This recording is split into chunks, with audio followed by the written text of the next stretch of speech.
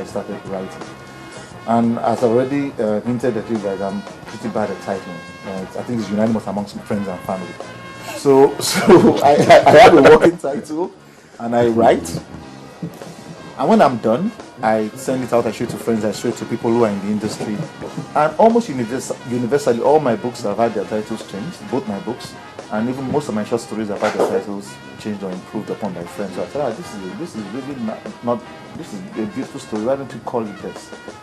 And so for something like Fine Boys, I've already told the story about that one. For To St. Patrick, the same thing, where even post facto, I now found out that To St. Patrick was the Catholic patron saint of Nigeria, which just really rhymed with what the whole book was about, this alternate history of Nigeria and all that. So you have the idea where titles, there's serendipity involved. You can plan, but the best laid plans can come to naught. The most important thing, like I've always said, is the content of what's in the book. Write your best, put the title that is there. Before the book comes out, some thought will go into. You will have to put it, because once you are done writing, you can now breathe. And you can have people like Odile who will be your friends, and me, who will be rubbish at writing, give you really bad advice. And you pick the best advice. It happens. For me, it's been serendipitous most times. Most of my titles have just come from the conversation heard. And the truth is, most writers get concerned about their title when the book is finished. I know that for sure, except if it's a writer that's in love with being a writer. So he tells people, but if you have the bug of a good story, the weight of a story is bigger than the title. Yes, so the story will possess you, and you'll be busy trying to get this story out of your system. You won't remember the title. It is by the time you get to the end of that, then you now look at your title, or even your working title. That's rubbish title. You know what I'm saying? And some books, like I told him, Pride of the Spider Clan, my book Pride of the Spider Clan, was a book that gave its own title. I had a working title, and I loved my working title. I was always caressing my working title, But when it got to the point where that phrase was used in that book, I knew, damn, this is the title of this book. Okay. There are also situations in which the subject of the book. This particularly applies to non-fiction. Where you have biographies and autobiographies and memoirs and all that. There are many cases in which the subject of the book itself is strong enough, powerful enough, or influential enough to discountenance the title. No. You are wrong there.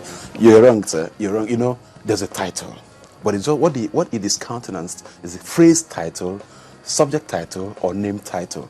The name of that very person is so iconic that it could be carried. The weight of the name becomes a title.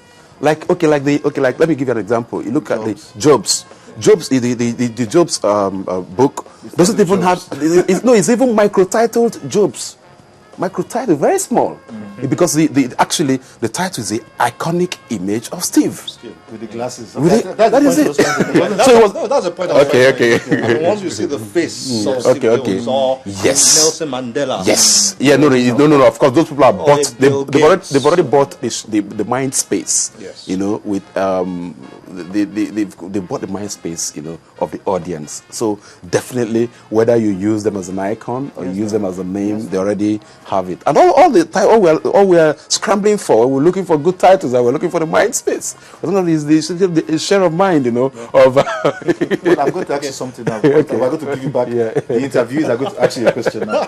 What is your take on sentence titles? There was this time, I think in the last decade and a half, where sentence titles really came out, where you grew up with 2-word titles, 3-word titles, or you had your Bond films, your small titles. But you now have things like The Secret Lives of Baba Shagi's Wives.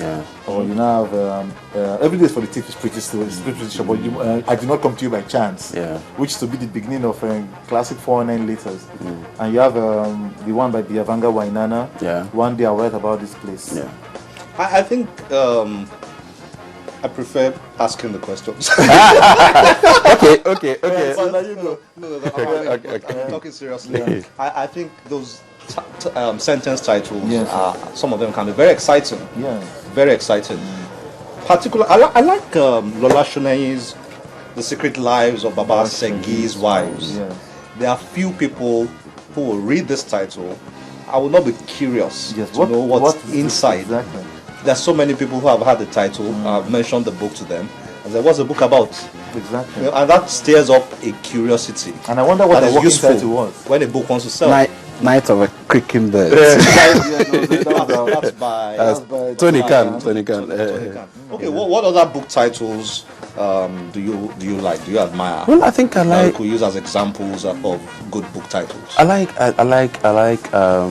this Tony Khan's book. I love so much the title, and I like equally the writing. You know, it has a lot of X-rated stuff there, but that's not why I like it. You know, it's called Ballads of Rage. Ballads of Rage, you know. Poems. Yeah, no, it's not poem. It was a novel, you know.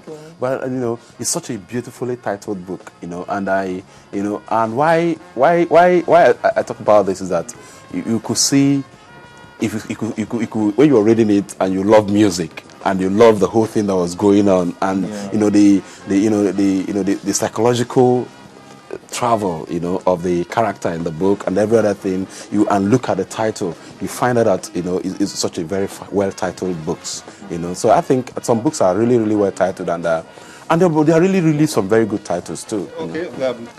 I walked into this bookshop. I've already picked the book I'm going to buy, and so the title that drew me to it, and it's so this is my favorite title now. I feel cool like that. Daughters who walk this path.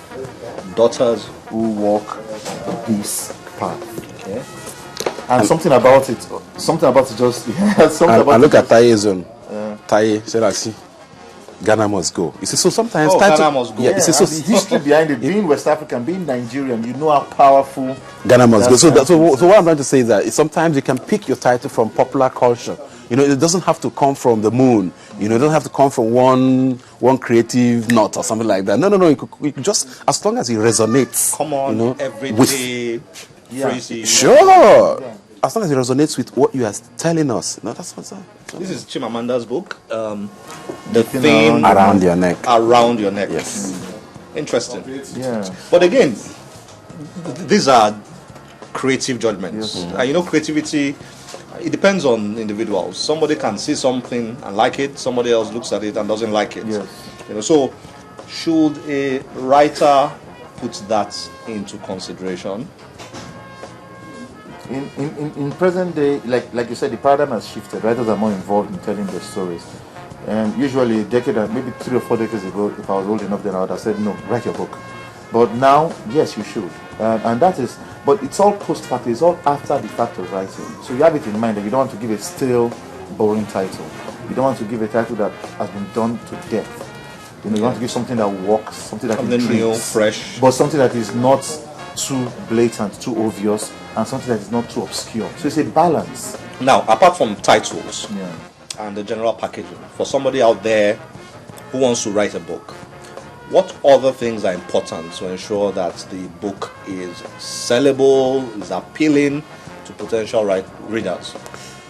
I'm sure that when you're talking about book now, you mean fiction, like novel fiction, and some of us, a couple of us are novel writers, and we are storytellers. Yes, we're storytellers. We can talk about what we know, you know. So if you have a subject that you want to talk about and you have a very beautiful story you want to tell, the first thing is that the first honest question you have to ask yourself is that, do I have the language skill to tell the story effectively? If you have it, then you can tell the story. Write it. Don't bother about several other things. Just write it the way you understand it. Put it down from beginning to the end before you start going back to it. The most important thing is that you learn your language. If you learn your language, master your language, hone it and own it. By the time you have the perfect language, it is then that you decide, I want to write in a particular voice. I want to write in a traditional voice. I want to write in a hip-hop voice. I want to write in a very serious voice. I want to write in an angry voice. I want to write. So these are the things that will determine, but these things are different. They are different from the story. So thank you guys for coming on the Channels Book Club. Thank you, Thank Kunle. you. Thank you for having Thank you, us. Kunle. It's a pleasure having you. Thank you. Thank you, Kunle. Thank you, Kunle.